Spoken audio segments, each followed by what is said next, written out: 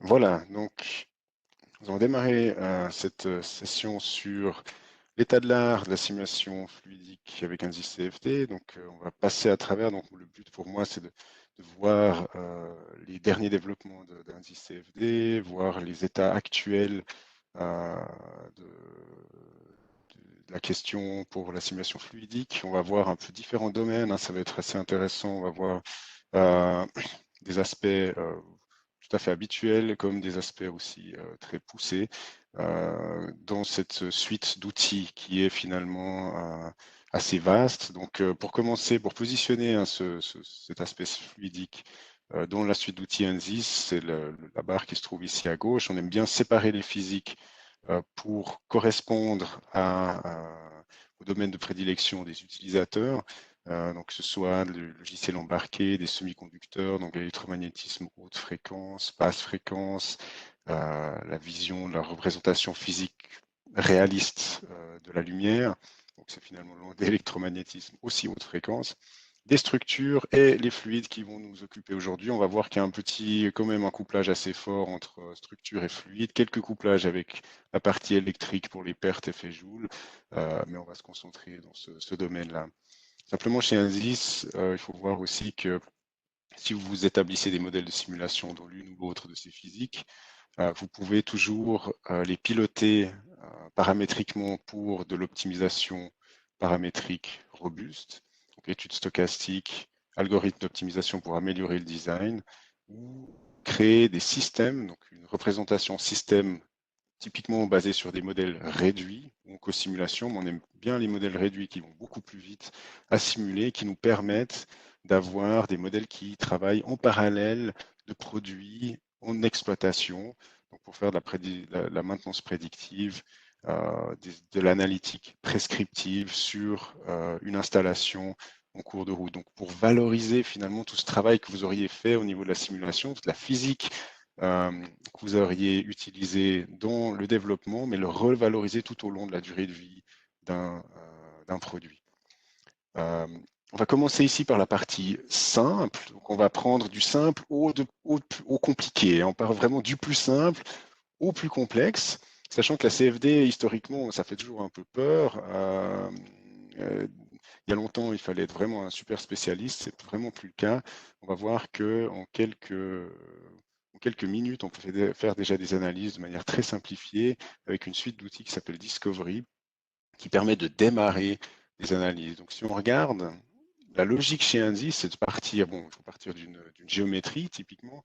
On parle ici de modélisation. On va explorer la physique sur cette géométrie avec des premières analyses très simples, instantanées, rapides, basées sur des voxels, sans avoir besoin de s'occuper d'un maillage, pour passer ensuite à un raffinement de l'état de la question, de la compréhension physique, avec des modèles plus aboutis, plus poussés, plus précis, qui sont basés, eux, sur des maillages, que ce soit des éléments finis en structure ou des volumes finis en CFD.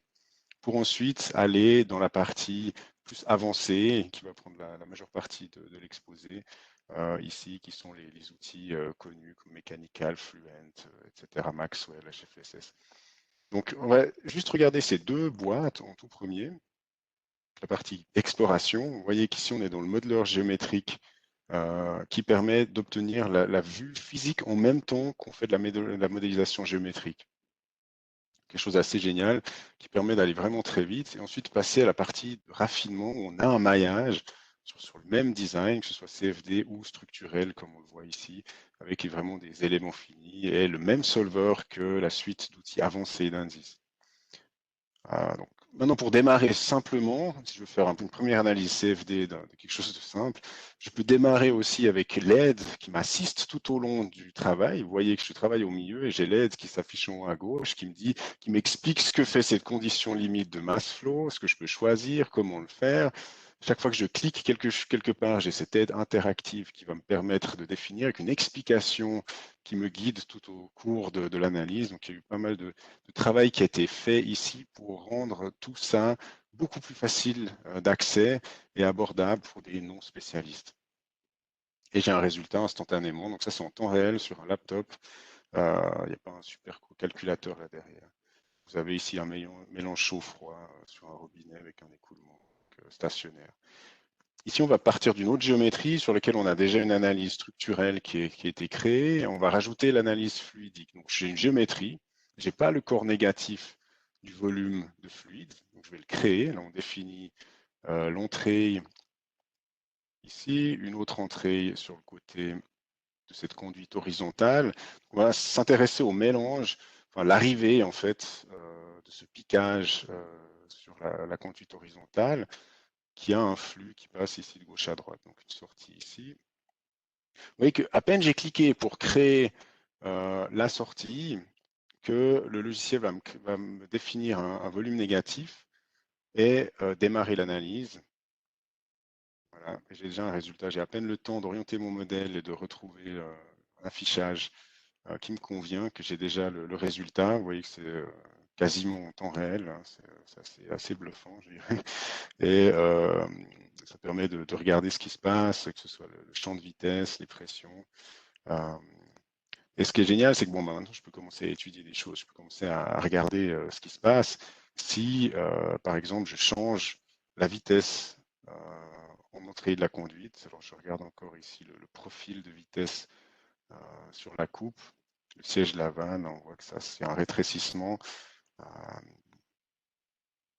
Là, je vais changer simplement ma vitesse à l'entrée pour voir ce qui se passe si j'augmente la vitesse dans la conduite horizontale. Voilà, je passe de 0,5 à 10 mètres par seconde. Vous voyez que tout d'un coup, l'impédance finalement d'entrée et d'arrivée de cette conduite, ce piquage perpendiculaire va augmenter, ce qui fait que j'ai moins de débit. Enfin, le débit est plus comprimé vers le côté. On voit la pression qui augmente pour cette entrée du piquage parallèle. Pardon, piquage vertical, perpendiculaire. Donc là, j'ai un premier résultat rapide. On est dans le mode Explore. On va aller voir si on raffine ça. On va dans Refine ou Analyze, selon. Ça vient de changer donc Analyze ici avec un maillage, élément fini. Donc là, j'ai juste coupé le début, l'établissement du maillage. C'est quelque chose qui prend quelques minutes. Vous voyez, c'est un maillage purement automatique. J'ai rien fait, pas de réglage ici. Avec une couche limite, ce qui est important pour avoir un résultat correct, surtout sur des rétrécissements comme un siège de vanne ici. Et vous voyez que j'ai mon résultat vérifié, le petit triangle violet à droite, qui montre à quel point j'étais précis ou pas avec la première étude. Donc ça, c'est l'approche facilitée. La même chose sur un immeuble, un bâtiment, c'est une casbah dans la Médina tunisienne. Donc on va voir ce qui se passe si je mets une charge solaire au milieu, sur le sol au milieu de cette cour intérieure. Je vais définir des conditions limites en pression à 0 pascal sur toutes ces fenêtres. Et sur le sommet ici, c'est de l'air libre qui peut aller vers le ciel. On va définir ça. Et puis, je vais rajouter une charge ici en flux de chaleur sur le sol. On va dire que le soleil est au zénith, il fait chaud. On se réjouit déjà, hein, c'est pour l'été, les analyses en prévision des vacances. On va voir ce qui se passe en fait avec cet air chauffé sur ce sol-là. Donc, on démarre l'analyse. L'écoulement va bien sûr s'établir, hein, c'est une analyse transitoire directement. Vous voyez ici que l'air commence à monter, il est chauffé sur ce sol, il commence à monter, à être ascendant. Et par cette convection libre, on va entraîner un flux d'air frais par les parois, par les conditions limites de pression sur les côtés qui donnent sur la cour à l'ombre, ce qui donne finalement un air rafraîchissant à l'intérieur du bâtiment. C'est pour ça que c'est designé, c'est conçu de cette manière-là, hein. C'est vraiment euh, un avantage de ce genre de construction historique, si on ne met pas un air conditionné, évidemment. Vous voyez, hein, c'est cet air qui monte au centre et la température qui est élevée, bien sûr, à l'endroit où le soleil tape. Ça nous donne notre moteur, finalement, thermique qui permet de bouger cet air. Et je peux regarder, hein, finalement, les surfaces de température constante. Donc, ça reste bien au centre, donc ça ne va pas dans les appartements, dans les lieux de vie. où j'ai de l'air frais qui entre. Donc c'est un design assez intéressant. Vous voyez qu'avec cet outil, moi je peux commencer à explorer ici un bâtiment complet en quelques minutes sur un laptop, sans cluster de calcul. Et je fais déjà de la CFD, là on voit cette vitesse qui passe par les fenêtres, les portes, qui nous permettent d'avoir un ressenti d'air frais avec une convection sur la peau qui nous aide à supporter la température. Voilà, donc on peut aussi aller après voir à l'intérieur, changer l'affichage, regarder hein, comment ce flux d'air, cette vitesse pénètre à l'intérieur du bâtiment, passe par le centre et s'élève vers le ciel. Euh, les isosurfaces de vitesse constante. Vous voyez que ça continue à calculer, hein, ça tourne toujours, c'est du transitoire. Il y a, le débit, enfin l'écoulement continue à s'établir. Maintenant, si on passe à Analyze Plus, on augmente le niveau de complexité, hein, on va dans les solutions avancées. Euh, si on regarde les types d'analyse, hein, en fonction de la complexité, on va aller de gauche à droite, on va aller tout au cours de l'exposé, du plus simple au plus compliqué. Il y aura un petit peu de va-et-vient quand même sur certaines des solutions. On va passer par les pertes de charge dans des géométries fermées, extérieures, force sur des surfaces, des débits, enfin écoulement de particules, des mélanges, convection naturelle, transfert de chaleur, des surfaces libres, couplage, fluide structure, combustion, réaction, des sprays, des bulles, etc. Donc on va voir en fait, on va passer à travers tout ça. Euh, en commençant par les pertes de charge, mais bien sûr, quand on fait des pertes de charge, on ne va pas le faire de manière la plus simple qui soit, hein, c'est possible, mais ça ne nous intéresse pas aujourd'hui. Ici, on veut vraiment aller aux limites, voir ce qui est possible. On va faire de l'optimisation. Donc là, j'ai une optimisation libre de forme de conduite pour non seulement diminuer la pression totale, vous voyez ici la chute de pression à travers cette conduite qui diminue au cours des itérations d'optimisation, et l'homogénéité du débit à la sortie, du champ de vitesse à la sortie, qui diminue aussi. 75%, 73% d'amélioration. La même chose, mais à ce moment-là, avec un distributeur, une entrée, plusieurs sorties, même objectif d'optimisation, perte de charge à diminuer, la pression totale, chute de pression totale diminuée de 42%, et l'homogénéité du champ de vitesse en sortie à travers ces quatre tuyaux.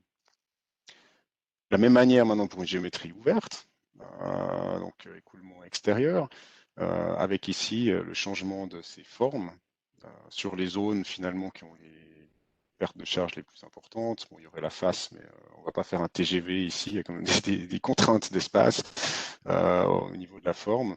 Et on peut voir bon, ce adjoint solver, hein, qui est l'optimisateur de forme dans Fluent, va nous générer des formes adaptées. Ici, le calcul transitoire pour voir ce que ça donne. C'est plus pour la beauté du geste. Et ici, un autre cas, je vous laisse essayer de deviner dans quelle direction l'optimisateur va aller pour un échangeur de chaleur. C'est un radiateur, simplement. On va optimiser la forme des pales avec le adjoint solver et voir ce qu'il nous donne. Vous voyez que ça forme, ça déforme finalement ces plaques. Et ce qui est intéressant, c'est qu'on ne va pas chercher à avoir des plaques les plus lisses possibles. On va essayer d'avoir des ondulations, quelque chose qui perturbe un peu l'écoulement pour extraire un maximum de chaleur. Une autre façon de faire l'échange de chaleur avec les solides, fluides solides, c'est un moyen qui coûte pas grand-chose au niveau de calcul, c'est ce qu'on appelle les fluides sans cesse qui fonctionnent en éléments finis, cette fois dans ANSYS Mechanical.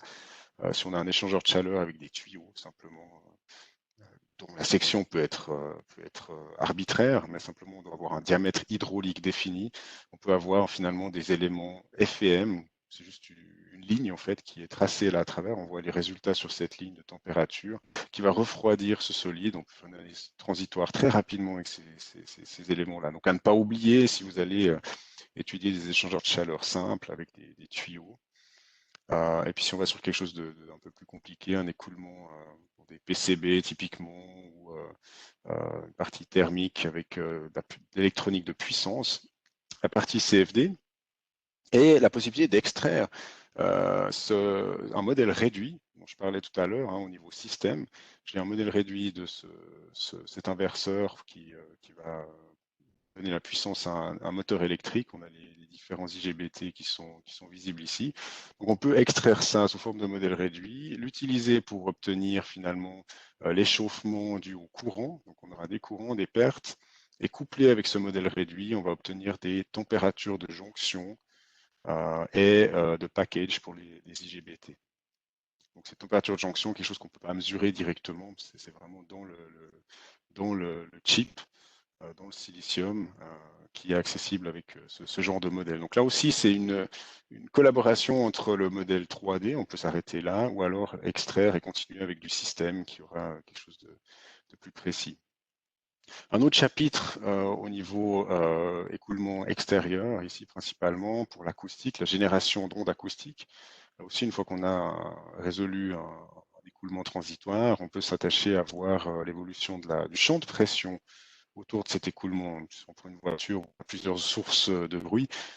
Typiquement, quand je me déplace avec ma voiture et que les enfants ouvrent les fenêtres arrière, j'ai un battement insupportable. Ça peut arriver avec le toit ouvrant aussi, si le design n'est pas optimal, disons. Un battement basse fréquence, c'est déjà de l'acoustique. Ou alors simplement l'écoulement qui siffle ou qui fait ce bruit blanc dû aux structures de turbulence. Donc là, on est en mesure de calculer, on est en mesure d'en extraire un spectre acoustique pour différents points. Vous voyez ici l'amplitude en fonction de la fréquence pour cette onde de pression qui est contenue dans l'équation de Navier-Stokes, donc qui est le résultat finalement de notre analyse transitoire fluidique. Donc maintenant, si je veux aller plus loin, moi, je peux calculer l'écoulement derrière un rétroviseur typiquement, et puis coupler ça avec une analyse structurelle FEM, élément fini, donc des volumes finis ici, une excitation avec une transformée de Fourier entre deux pour exciter la structure et obtenir l'amplitude acoustique à l'intérieur, parce que je vais négliger l'écoulement de l'air intérieur, j'aimerais juste un battement, une pulsation d'onde de pression. Donc je peux coupler tout ça entre Fluence par exemple et Mechanical. On le voit ici, l'écoulement derrière le rétroviseur, la vitre derrière et finalement ces oscillations vibroacoustiques, structurelles et ondes de pression dans l'habitacle qui nous donnent finalement l'amplitude acoustique à l'intérieur du véhicule. Un autre cas avec un aspirateur, une turbine d'aspirateur, ici pragmatique avec un modèle analytique pour évaluer la puissance acoustique émise. Ou ici la pression acoustique émise. Ça permet d'aller plus vite que faire l'analyse que je montrais ici. C'est vrai que ça prend un peu plus de temps que ce genre de modèle-là. Une fois qu'on a caractérisé tout ça, alors que ce soit des mesures ou de la simulation, on peut réunir tout ça. On peut réunir tous ces signaux temporels. D'abord les mesurements dans un logiciel qui est toujours Ansys, VR Experience Sound, qui permet de réunir tout ça et d'analyser, de voir le son finalement. Moi je l'appelle le Photoshop du son. Ça permet vraiment d'aller identifier des traces au cours du temps. Donc on a la fréquence au cours du temps, on peut voir l'audiogramme de tout ça. Que ce soit pour des machines tournantes, donc là on utilisera Maxwell et Mechanical qui sont aussi la suite d'outils Ansys pour les forces électromagnétiques, la vibration de la structure. Avec la mesure, on a les deux qui vont ensemble. L'idée étant de pouvoir caractériser tout ça. On a une partie mesurée, on a une partie simulée. Évidemment, la partie simulée, si je prends que le moteur, elle sera une petite partie, une sous-partie de ce qu'on aura mesuré. Donc si on peut soustraire la partie simulée de la partie mesurée, on peut voir tout le reste, on peut voir les choses qu'on n'aura pas pu expliquer. On continue ici avec différentes analyses, que ce soit ici les engrenages, l'engrainement de roues dentées, un ventilateur avec Fluence, la partie CFD, des chocs, donc c'est du transitoire structurel hautement non linéaire avec LSDINA, que des outils Ansys. On aura finalement plusieurs possibilités, plusieurs sources de son calculées, et finalement si on soustrait tout ça, ce qui reste doit être un bruit qu'on ne maîtrise pas, qui peut être l'environnement ou alors qui peut être un problème de la machine. Il y a quelque chose qui a cassé, ça veut dire que notre modèle n'est plus le jumeau numérique de la réalité. C'est une indication intéressante sur le diagnostic de la machine. Ça, c'est extrêmement puissant. Finalement, hein, le son contient tellement d'informations, autant l'utiliser et c'est facile à mesurer. C'est ça qui est intéressant. On peut aussi caractériser ça au niveau de la psychoacoustique. On a des termes qui sont finalement des façons de traiter l'évolution temporelle d'un signal acoustique. On va l'appeler sharpness, roughness, etc. Il y a toute une série, et ça c'est aussi une des plus-values de cet outil-là, de pouvoir caractériser ce qu'on arrive à juger, mais pas vraiment à quantifier. Donc là, on peut quantifier les aspects psychoacoustiques, est-ce que c'est agréable ou pas, etc. Et vous voyez, je disais Photoshop du son, parce qu'on peut aller cliquer sur des traces, les isoler, les soustraire, les effacer, les ajouter, et on peut jongler avec un mélangeur, ici, ça s'appelle ça Sound Composer. Vous pouvez mettre un peu plus de moteur, un peu moins de ventilateur, etc. Enlever les deux qui sont simulés, remettre que le reste de la mesure, etc. Au niveau piezoacoustique cette fois, donc c'est toujours de l'acoustique, mais on ne va pas faire l'écoulement, on va négliger la vitesse du fluide, ou le considérer constant en tout cas. On peut faire ça dans les éléments finis avec mécanical, on aurait un élément piezoélectrique, de la structure, donc c'est toujours une question de degré de liberté. Degré de liberté structurelle et voltage pour le piezoélectrique. Structurel est ici le fluide qui a uniquement un degré de liberté en pression pour l'acoustique. Ce serait pour un bain de dégraissage piezoacoustique. Vous mettez une pièce à filetage typiquement à dégraisser. Vous aurez l'excitation de la structure, l'onde acoustique à l'intérieur et voir si cette onde peut pénétrer à l'intérieur ou pas. Voilà, donc maintenant on va continuer avec, on va augmenter un peu le degré de complexité avec de l'interaction fluide-structure et des questions de maillage. De manière générale, bon, ben, on n'a pas trop parlé des maillages jusqu'à maintenant dans la partie Analyze Plus, comme je l'appelle, des outils avancés. Ce qui est intéressant, c'est qu'on a eu pas mal de développement sur ce qu'on appelle le maillage mosaïque, avec un mélange de plusieurs éléments pour des éléments de très bonne qualité sans effort. Qu'est-ce que ça veut dire? Donc, je vous montre ici, on a un petit workflow à travers ce maillage. Donc, on va prendre une géométrie et simplement créer ce maillage là en quelques minutes, un maillage de bonne qualité pour une analyse poussée, pour voir un peu ce que ça représente à l'heure actuelle, hein. C'est clair que le maillage, c'est pas toujours la partie la plus sexy ou la plus intéressante des analyses, mais on doit y passer, autant y passer un minimum de temps. Donc là, on peut voir hein, les différentes tailles de mailles qu'on définit. Elles étaient affichées en rouge sur la géométrie, le nombre de cellules entre deux surfaces, la résolution angulaire du maillage. Donc on a un premier maillage surfacique qui nous est représenté ici, juste pour juger de ce qui va être fait après. Donc c'est une étape préalable. Sachant que même si la géométrie n'est pas parfaite, il est capable de tolérer en fait des écarts. Donc on doit répondre à quelques questions ici, donner en fait quelles sont les entrées et les sorties, ça va orienter la couche limite, c'est un minimum, l'algorithme ne peut pas le deviner pour nous. On l'oriente avec ça et on va créer en fait nos régions de maillage, donc là il l'a fait. Et ça permet aussi de vérifier qu'on a bien la densité de maillage qui nous intéresse, donner le nombre de couches limite nécessaire, suivant ce qu'on veut faire, hein, si on veut faire du thermique ou de l'écoulement non thermique, s'il y aura des chocs, etc. Voilà, donc le maillage volumique créé ensuite. Vous voyez ici, c'est un mélange entre de l'hexaèdre et des couches prismes et un peu de polyèdre aussi dans ce cas-là. Donc on peut améliorer aussi la qualité du maillage, il y a 2-3 itérations à faire et on a un maillage finalement qui est de bonne facture, très bonne facture d'ailleurs pour la suite. Vous voyez qu'on peut faire des choses très rapides sur des géométries complexes, c'est ça la bonne nouvelle, plus besoin de passer trop de temps là-dessus. Et si on va plus loin dans l'analyse fluide structure, on aura besoin de maillage adaptatif. Je vous laisse deviner ce que c'est, ça c'est la question quiz. Je ne vais pas l'évoquer ici. Mais vous voyez, il y a une chasse qui chasse cet objet-là vers la gauche. Et vous voyez que le maillage est adapté autour de manière automatique. Donc là, évidemment, pour ce genre d'analyse, on est obligé de le faire. Vous voyez que cet objet est flexible également. Ici, des clapets, fermeture de clapets, différentes façons de gérer le maillage. Ici, une chute avec une couche limite qui est fixe et des mailles qui s'adaptent tout autour, etc. Donc ça, c'est quelque chose qui est aussi assez fondamental dans ces analyses fluides structure, qu'on peut faire avec des corps rigides. Première étape, hein, simplifiée, on a une résolution de l'équation du mouvement pour ce corps rigide, avec la prise en compte de l'inertie, de la masse, euh, et l'interaction avec le biphasique de la surface libre. Donc là, ça permet de traiter ce genre de cas. Ou alors, plus avancé, et ça j'aime bien cette représentation, c'est donc une boîte à vitesse avec l'huile qui est traitée ici avec bon, des roues dentées rigides et le biphasique pour l'huile.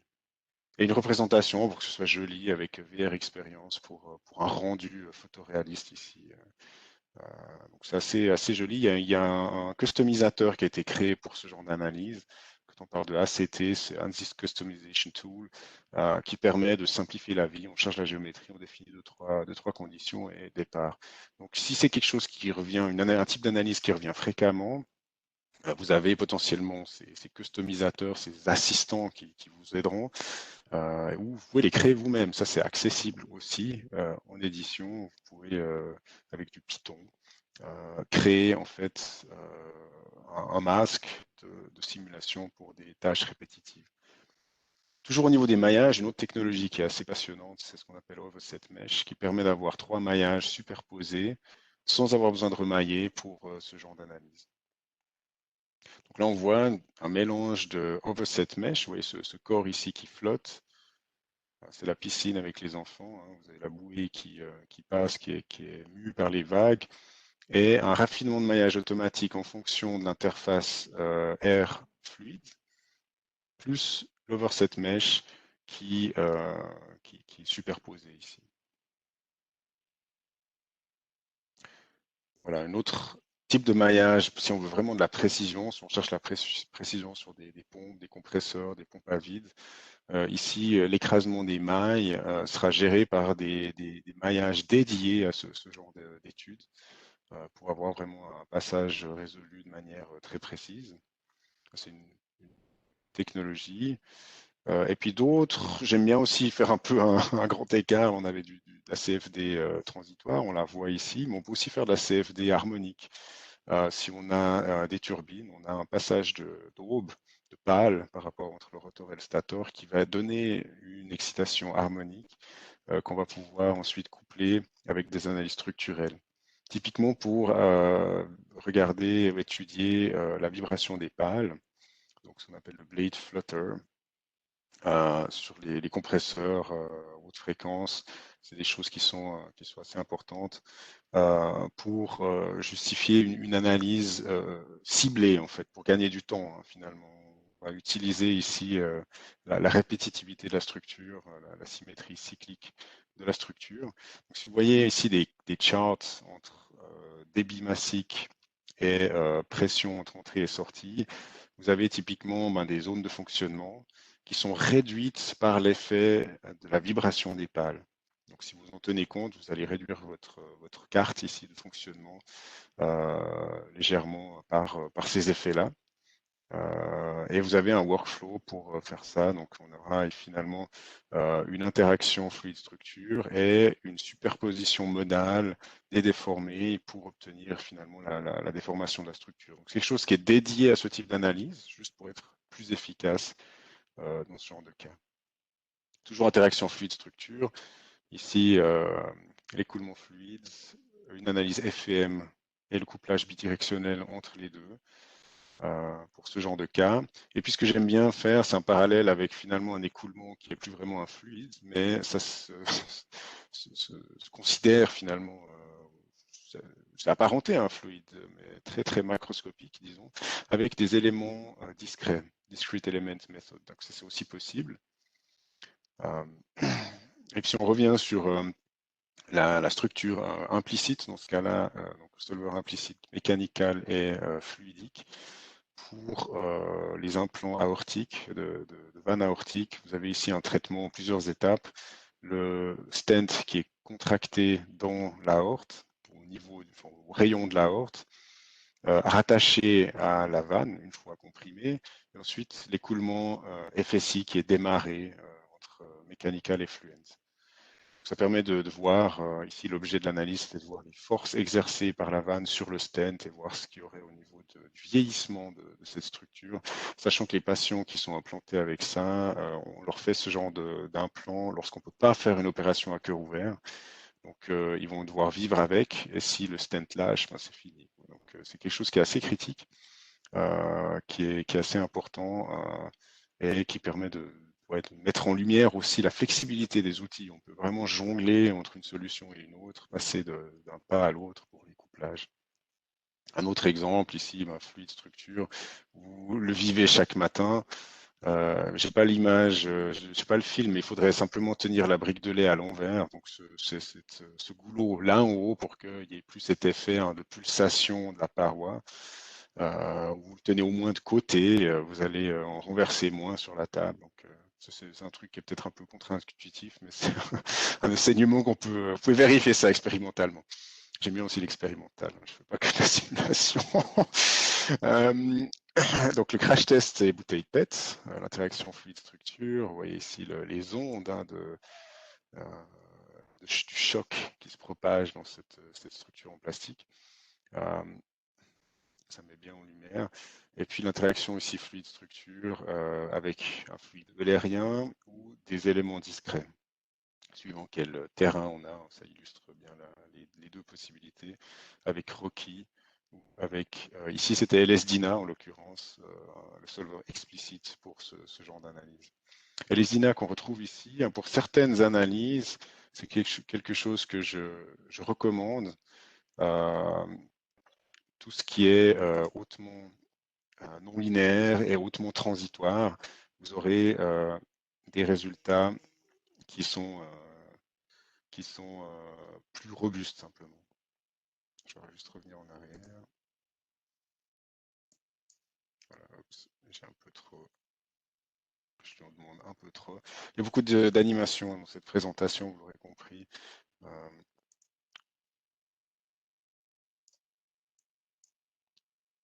c'est pour ça qu'il est un peu lent à réagir. Ça me pousse aussi à ralentir le rythme. euh,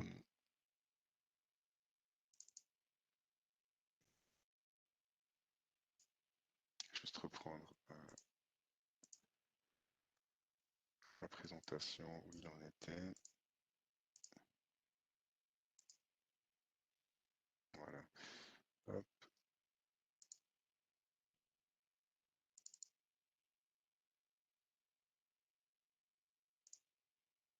Je reviens tout de suite, pas de problème.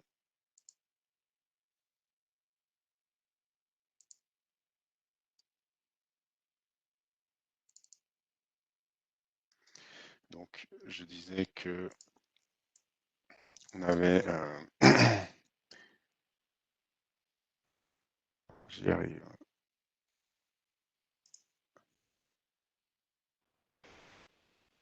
Voilà.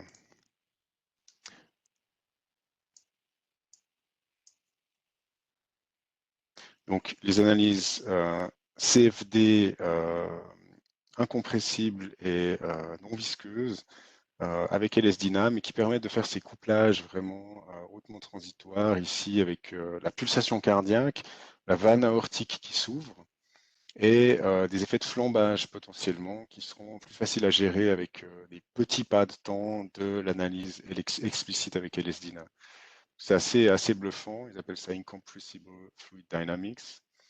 Euh, Ici, avec Smooth Particle Hydrodynamics, donc c'est plus des volumes finis qui permettent aussi de gérer ces écoulements libres de manière assez bluffante avec l'interaction fluide-structure. Ici, avec un parachute, vous voyez la membrane qui se déforme.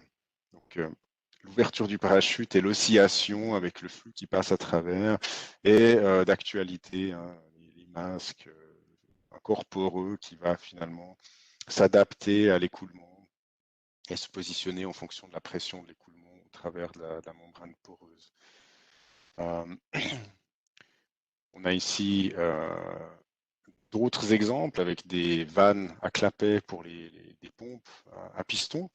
Donc là, on a un outil qui s'appelle Forte qui est dédié à l'origine à des moteurs à explosion. Donc ça utilise le solver Fluent et un maillage automatique. Donc c'est assez bluffant aussi pour ce genre d'analyse, ou alors des compresseurs.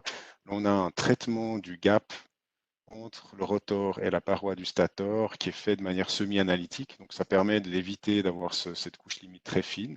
On perd un petit peu en précision, mais c'est quand même un compromis qui est extrêmement agréable. Ou alors ici, on voit des clapets non-retour pour ce compresseur à piston qui sont voilà, pris en compte directement dans l'analyse. Euh, on voit ici hein, tous les technologies pour ce qui est multiphase, que ce soit du maillage adaptatif. Vous voyez ici ces polyèdres qui s'adaptent sur l'interface fluide air, donc eau-air par exemple, qui suit en fait la surface libre pour avoir une résolution suffisamment bonne, ou alors des phases discrètes. Donc si vous avez des sphères discrètes, vous pouvez faire ça aussi dans Fluent. Donc là on a de l'air qui est pulsé à travers du sable par exemple, hein, des petites particules sphériques. Et si les particules sont plus sphériques, vous pouvez coupler Fluent CFD avec Rocky Discrete Element Model, donc c'est éléments discrets, qui permet de voir hein, ces cailloux, ce sable. Bon, les grosses là sont portées, on voit qu'il y a des petits qui restent dans cette zone de recirculation, c'est une zone morte pour l'écoulement. Donc voilà, plusieurs exemples de nouveau, des bulles, des séparateurs cycloniques. Euh, L'air est aspiré au centre, les grosses particules retombent. C'est des choses qui sont rendues possibles par ce genre de représentation, ce genre d'analyse. Donc, ce sera un mélange Euler, Lagrange, typiquement dans l'analyse. Pour les échangeurs de chaleur, là, on passe aussi de nouveau en biphasique quand on a de l'évaporation contre les murs. Vous voyez ici la température de surface d'un chauffage autour duquel de l'eau s'écoule. Vous voyez que ben, là où on a de l'eau, on a une température relativement faible. Et dès que l'eau s'évapore, on aura une température qui augmente parce que le coefficient de convection tombe. Vous voyez vraiment cette transition qui est qui est historiquement difficile à capter, qu'on arrive maintenant à capter avec les modèles, la comparaison avec l'expérience, ici en fait de cette conductivité thermique le long de la coordonnée Y, le long de l'axe. Oui, ici, entre les mesures et la simulation, quelque chose qui match sur ce pic et la zone de transition qui match très bien. Sachant que dans la réalité, ben, c'est pas clairement défini, il n'y a pas un saut vraiment comme ça net. C'est quelque chose qui est assez propre et assez impressionnant aussi. Je vais juste passer à notre PowerPoint. Voilà. Donc, écoulement de gravier avec Rocky, élément discret. Euh, Écoulement d'autres géométries. Donc là, si on peut s'affranchir des sphères, on peut faire des choses intéressantes. Vous voyez ici, est-ce qu'on va les casser? Est-ce qu'ils arrivent entiers en bas? Est-ce que ça se mélange? Est-ce que ça se trie correctement? Il y a des choses assez géniales qui se font avec des ponts vibrants, des plaques ici. En le faisant vibrer, on arrive à faire monter ces pellets. C'est assez impressionnant. Ou alors d'autres formes, hein, que ce soit des tiges, on arrive à rendre compte de ce genre d'écoulements qui sont finalement toujours des écoulements, mais c'est une autre considération. Donc ici, un screening, un tri des pierres. Euh, Ici, on voit, elles sont bien représentées avec des couleurs pour qu'on puisse voir si le tri a été parfait, efficace ou pas. Donc c'est assez joli à voir. Euh, Excusez-moi. Voilà, donc les tamis hein, avec plusieurs mailles. Vous voyez le filtre qui s'opère. Euh, La même chose ici, mais avec l'interaction, si on veut, fluide-structure, donc fluide granulaire et structure FEM. On peut amener cette charge sur la structure et voir les contraintes, les déformations. Euh, et toutes sortes de géométries pour ces écoulements granulaires. Ça peut être des choses assez originales. Alors, des surfaces des fibres flexibles et de nouveau une surface flexible à la fin.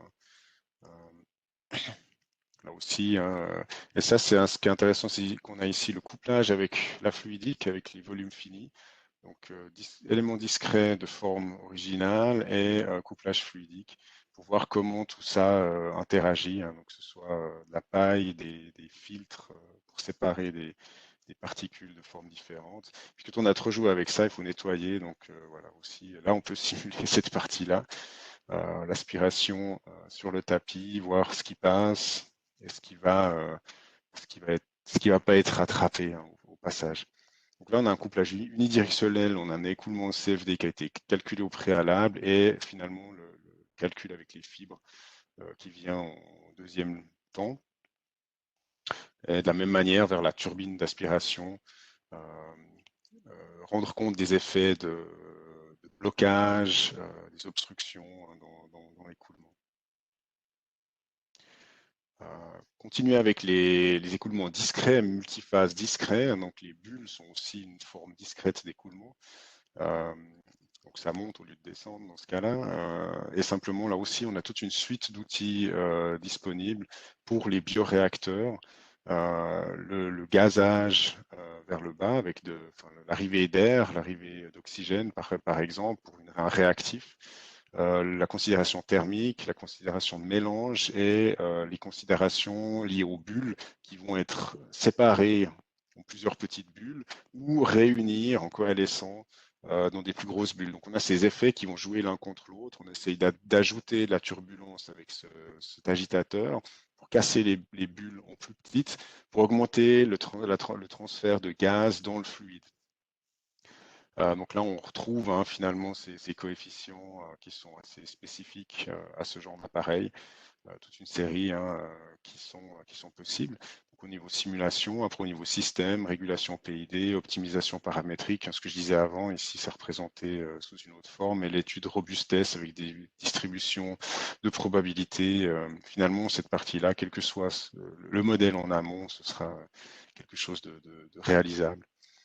Réduction catalytique, sélective, là aussi dans les moteurs diesel, et la déposition durée contre les parois, c'est un problème. Donc, on peut avoir un couplage entre l'écoulement volumique et une densité surfacique pour ce genre de déposition. C'est des cristaux qui se forment. Ou alors l'interaction avec la structure, avec de l'érosion. Donc, on a des particules qui vont éroder la paroi à force de taper contre. Là, vous avez aussi des modèles qui permettent de décaler les nœuds des surfaces. Vous voyez ici, ça va éroder, ça enlève de la matière. Donc, les surfaces changent au cours du temps jusqu'à faire un trou. Là, vous voyez ici un test avec une buse qui gicle sur cette plateforme-là. L'évolution au cours du temps du creusement en fait de cette surface. Euh, Continuons avec ça. Si j'ai un spray mais qui cette fois éjecte un fluide, un liquide, on aura d'abord un film, enfin film lérien qui va se séparer en petits ligaments et ensuite on goutte. Donc ces gouttes, on ne va plus les résoudre avec des petites mailles, etc. On va faire une résolution lagrangienne. Donc on a une transition entre de l'eulérien, avec ce qu'ils appellent volume of fluid ici, à discrete phase model. Donc eulérien à phase discrète, avec du maillage adaptatif quand même pour rendre compte de la structure ici, mais après avec les particules, on n'a plus besoin d'un maillage aussi fin. Et ici, c'est aussi le matin, ces temps-là, quand il neige, ou quand il pleut plutôt, là c'était de la pluie, des particules, euh, un modèle wall film, Eulerian wall film, donc c'est une épaisseur nulle, mais un modèle qui tient compte de la quantité d'eau qui est contre la paroi, donc elle est fine, on peut aller sur ce genre de modèles qui sont une simplification suffisamment précise, jusqu'au moment où ça s'accumule au bas de l'essuie-glace ici, où on va partir sur du volume of fluid qui sera vraiment tenir compte du volume de liquide réuni à ce point-là sur l'écoulement global. Vous voyez ici un couplage discrete particle model, Eulerian wall film et volume of fluid. Donc c'était une des complexités, c'est assez intéressant et ça se fait à l'heure actuelle. Euh, et au niveau des moteurs à explosion, vous avez ici une chambre à combustion avec les soupapes qui bougent, avec le piston qui monte et qui descend, le maillage adaptatif automatique, hein, je mentionnais Forte tout à l'heure, c'est ça aussi, dans le workbench. Vous pouvez rendre compte de l'injection, de l'oscillation du piston et la bougie, etc. La réaction aussi, la cinétique de réaction de la combustion. L'adaptation ici avec des plus petites mailles proches de ce bord-là, la température, la vitesse. Donc là, ça devient aussi complexe dans le sens où on a de la physique, la chimie qui entre en jeu, en plus du maillage adaptatif. Donc c'est assez intéressant, ça permet d'avoir ce genre de résultats dans la chambre de combustion, d'optimiser ces moteurs qui existent encore, hein, on parle d'électrique, mais bon, il y a encore ces moteurs qu'on peut optimiser, il y a des choses à faire à ce niveau-là. On voit le spray, hein, la comparaison entre des mesures, enfin des images et la partie CFD. Ici, on courbe. On fait beaucoup de comparaisons hein, pour valider ces modèles. Ici, le logiciel, c'est pas que des jolis boutons et des jolies images CFD. On parle toujours de Colorful Dynamics ou Colorful Design.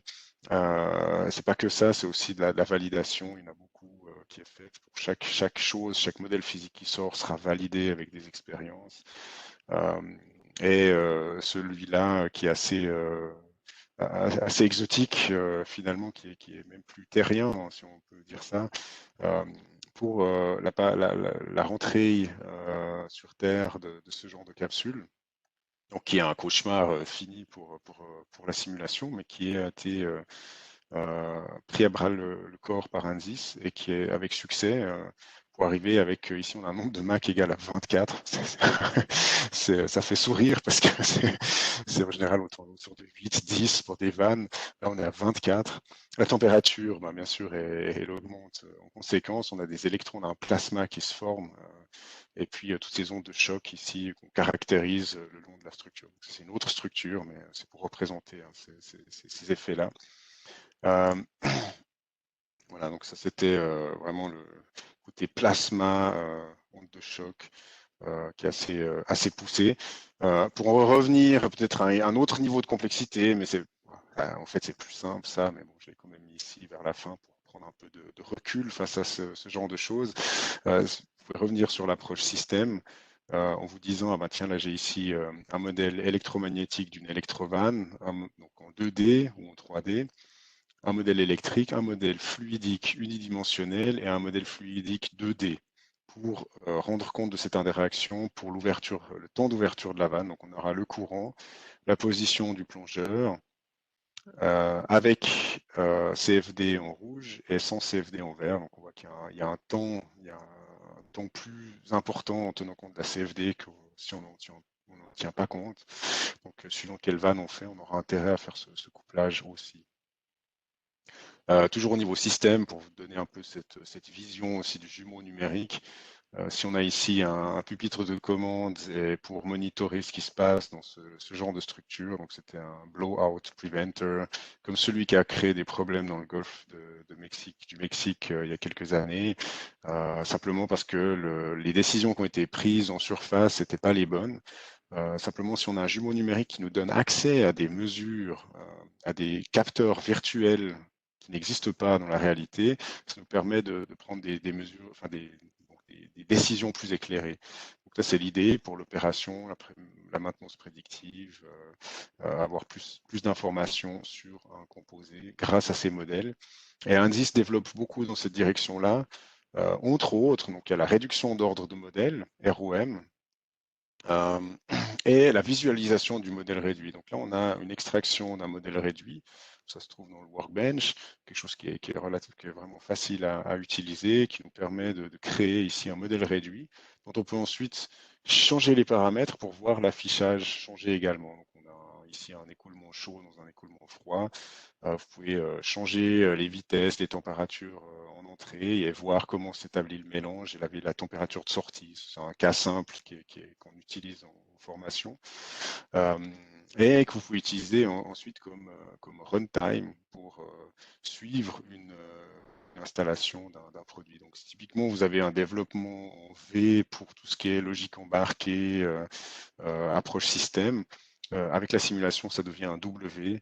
Vous avez la partie test qui se fait en dernier, la partie V extérieure avec donc, le design, le logiciel embarqué, analyse de risque, tout ça c'est des outils ANSYS, l'interface utilisateur, la partie physique, les modèles 3D, le modèle système, l'interaction entre les deux. Donc on peut tester cette interface utilisateur, vérifier que tout fonctionne bien, faire des cas critiques, des cas sans prendre de risques finalement, entraîner le personnel aussi sans prendre de risques. Un simulateur complet mais basé sur ces modèles physiques qu'a priori vous auriez lorsque vous créez le composant, quand vous développez, quand vous faites la R&D. Donc l'idée c'est de valoriser ça à ce niveau et après de passer sur la partie réelle, prototype et exploitation. Donc là, on a ces technologies justement d'extraction d'ordre de modèle qui rendent cette vision possible. Euh, et l'extraction ici de la logique embarquée qu'on peut introduire dans la partie système, simulateur système. Voilà, donc j'ai fait le tour de ce que je voulais présenter. Simplement, on a dans les prochains événements, euh, ce qui me tient actif ces temps, c'est la mise à jour du logiciel. Donc là, vous avez des présentations, des webinaires gratuits aussi sur ces mises à jour en électromagnétique basse fréquence, haute fréquence, en CFD. Donc vraiment focalisé plutôt pour les utilisateurs de notre logiciel, mais si ça vous intéresse, si ça vous intéresse, pardon, vous pouvez jeter un coup d'œil, c'est toujours intéressant.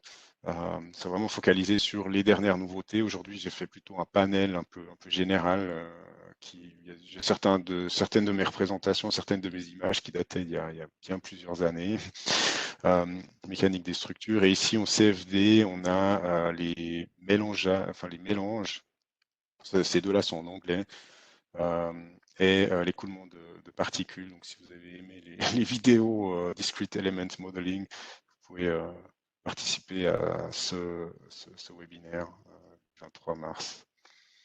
Voilà, donc je vais regarder s'il y a des questions. Vous pouvez malheureusement pas parler, vous pouvez que écrire. Je regarde si je peux voir.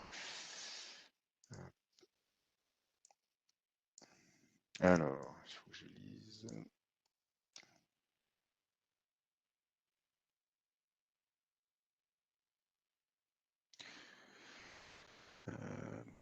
Je demande si vous recommandez des logiciels de simulation qui peuvent être faciles à manipuler.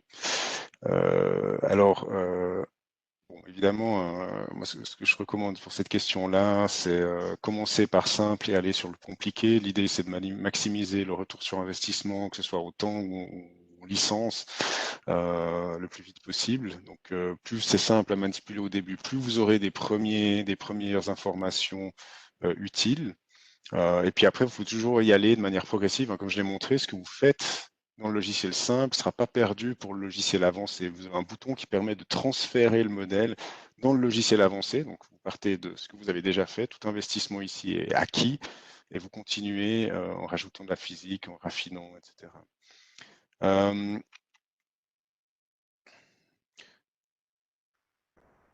S'il y a moyen alors une question, possibilité de convertir un maillage surfacique préparé avec un autre logiciel.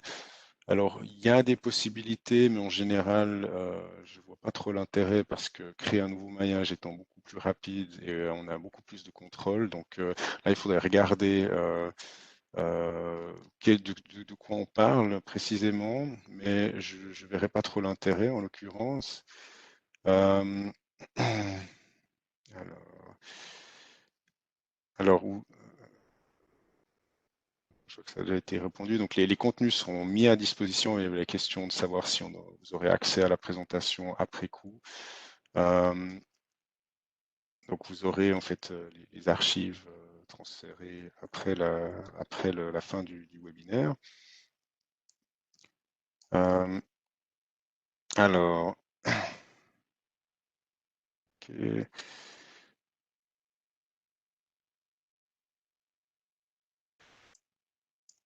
quelqu'un qui nous dit que c'était très intéressant pour la propagation acoustique. C'est pas une question, mais c'est très bien, je le prends aussi volontiers. Pour la propagation acoustique de bruit de machine. C'est souvent ce qui se passe, hein. Donc, là, on caractérise l'amplitude acoustique. Il n'y a pas besoin d'aller d'ailleurs dans ce degré de détail au niveau du spectre. Vous pouvez regarder vraiment l'amplitude acoustique de manière pragmatique, sans même forcément rendre compte de l'air environnant la machine. Vous pouvez regarder la vitesse de surface, intégrer l'énergie transmise à l'air, essayer de la minimiser. Vous aurez déjà fait des grands pas en avant. Et puis après, on peut aller caractériser plus en détail en rajoutant l'air. Donc toujours petit à grand, simple à compliqué, ce sera notre recommandation de manière générale, hein, quel que soit le type d'analyse. Euh, et moins vous en savez, plus la première étape sera utile et vous apportera d'informations rapidement. Donc, euh, alors, hop,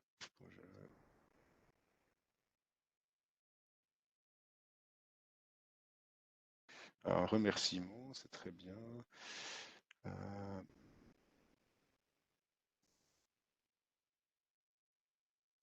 alors, j'ai une longue question là.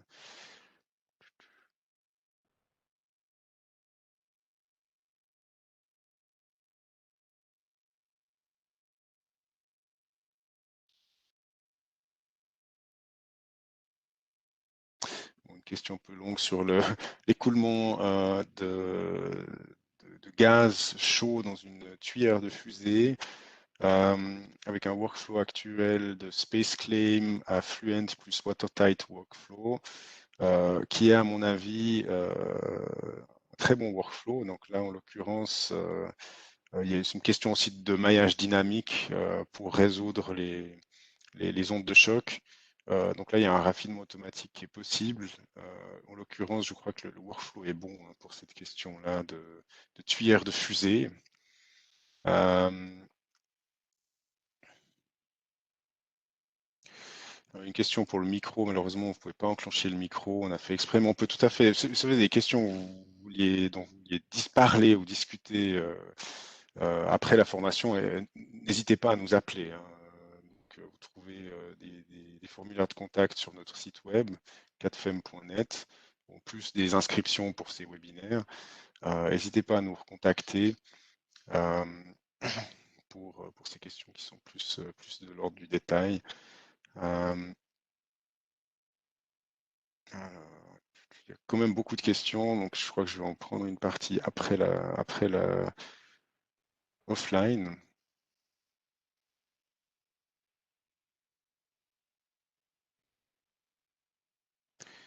Alors, ouais, il y avait une question sur l'outil ROM. Est-ce qu'on peut euh, créer un modèle réduit pour ensuite l'utiliser comme condition limite d'un modèle 3D?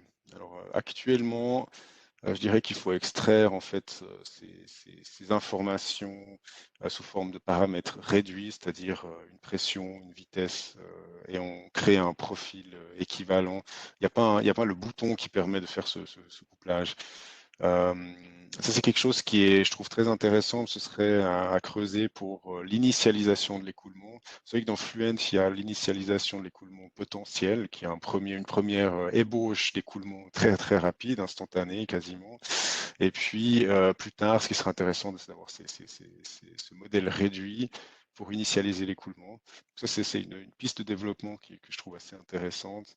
Actuellement, ben, on peut que extraire ça de manière manuelle, en fait. Euh, alors, oui, les temps de simulation, euh, là aussi, il y en avait quelques-uns qui étaient donnés, hein, les questions des temps de simulation pour ce qui a été présenté. Euh, de manière générale, je répondrai à cette question que le temps, c'est toujours une nuit. C'est à peu près une nuit. Ça peut. On essaye toujours. Bon, il y a des logiciels, enfin des simulations qui se font en quelques minutes, quelques heures, hein. Ce qu'on voit ici, ça se fait en quelques minutes. C'est vraiment pas un gros modèle. Euh, et puis après, quand on va pousser dans le détail, on raffine, etc., on va prévoir une nuit. Et puis en général, bon, on commande des CPU pour paralléliser ce qu'on veut faire, pour aller de plus en plus dans le détail. Mais historiquement, bon, ça fait 12 ans que je fais ce genre d'analyse. On essaye de faire un modèle qu'on lance le soir et pour lequel on a un résultat le matin. Et si ça prend quelques minutes, on fera des centaines de designs. Et si ça prend 8 heures ou 12 heures, on va en faire qu'un ou deux. Donc là aussi, il y a toujours cette notion de parallélisation qui va faire changer la donne au niveau du temps de calcul. Donc la CFD parallélise de manière linéaire. Il y a des benchmarks qui sont faits jusqu'à des milliers de cœurs. Donc la parallélisation peut être linéaire sur ce genre de choses, à condition d'avoir vraiment le cluster adéquat. Et là, CADFEM a une offre aussi. Donc on a du logiciel, on a de la formation, on a du consulting, mais on a aussi du hardware. Donc si vous avez vous équipez, on discute, on regarde ce que vous faites comme analyse, on vous dit ah ben tiens pour ça on vous recommande telle machine que vous pouvez commander vous ou commander chez nous. C'est bien sûr un tout. Euh, Voilà. Quelle heure vit-on? Bon, je crois qu'on va gentiment s'arrêter. Je suis désolé pour les autres questions que j'ai pas pu traiter. N'hésitez pas à les poser. Donc, ce sera un appel à nous contacter simplement avec le formulaire de contact du site web.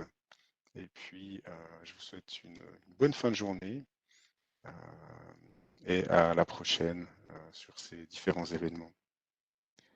Merci beaucoup et au revoir.